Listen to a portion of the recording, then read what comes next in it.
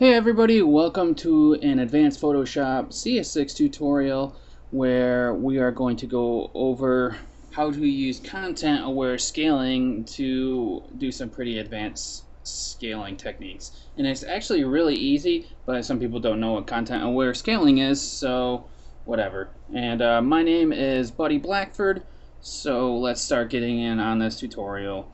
What content-aware scaling does is it looks at your image and sees what the important parts are. So it's going to look at this image and see that this lifeguard tower is the important thing in the image. And when it scales the image, it's going to try to keep this the same size while using stuff like the sky and the sand and stuff.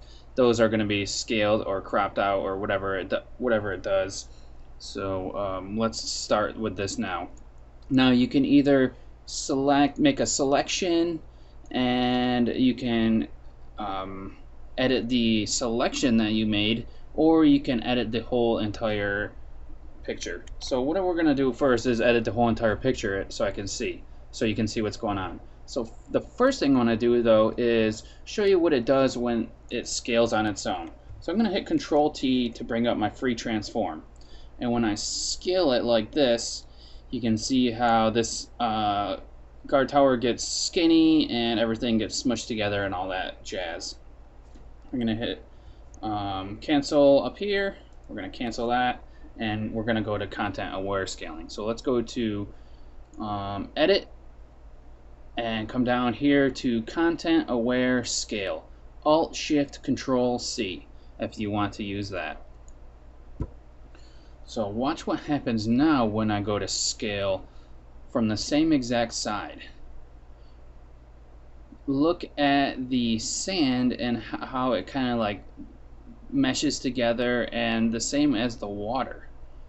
And now you notice that the guard box for the lifeguard box there, or whatever it is, the lifeguard tower, I guess, that's the same size.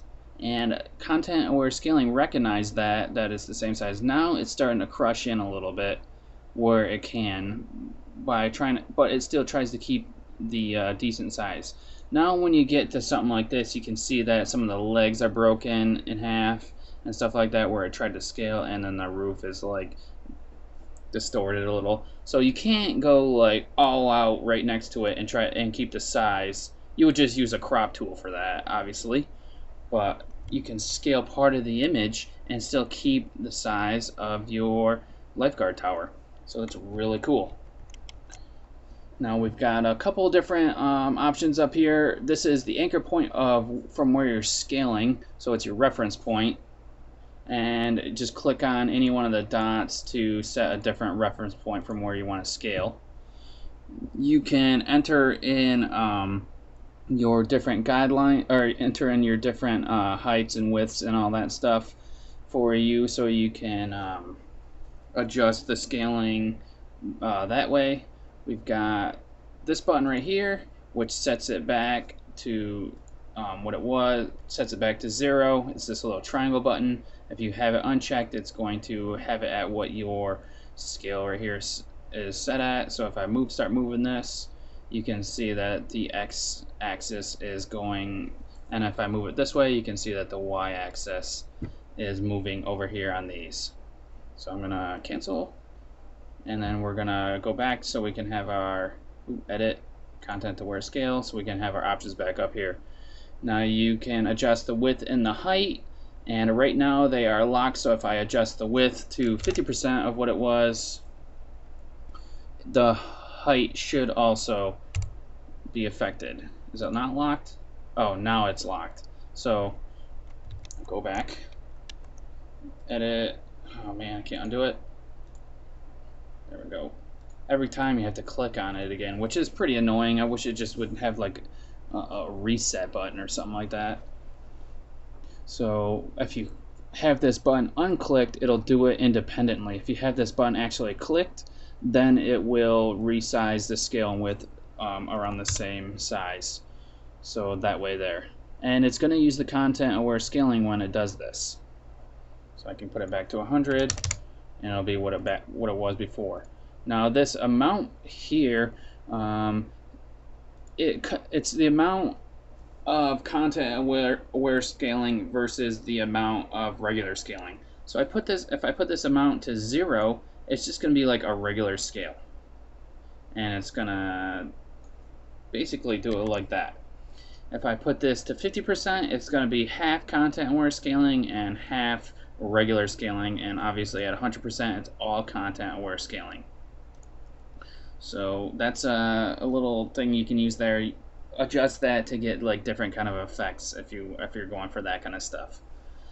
Protect here, you can use an alpha channel to protect what you want to use. So if you had an alpha channel for this guard box here that you created, it would know to just use the guard box, or to use the lifeguard box, and it would know to use that alpha channel to protect the lifeguard box. If you don't know what an alpha channel is, I suggest you look it up, but it's basically a black and white image where the white part is what is masked out or what you want to keep, and the black area is pretty much what you don't want to keep. It's hard to explain just without any like tools or anything like that. It's one of the harder things to explain in graphic design or motion graphics or anything like that. So I suggest that you go in and look that up. Just type in alpha channel definition in Google, and it'll give you probably like a Wikipedia site that you can look it up. Thank God for Wikipedia. The next button we have is protect skin tones. So that's this little person right here. And if you have people in your image, it's going to know to protect those people because they have skin tones on there. So it's going to preserve those areas.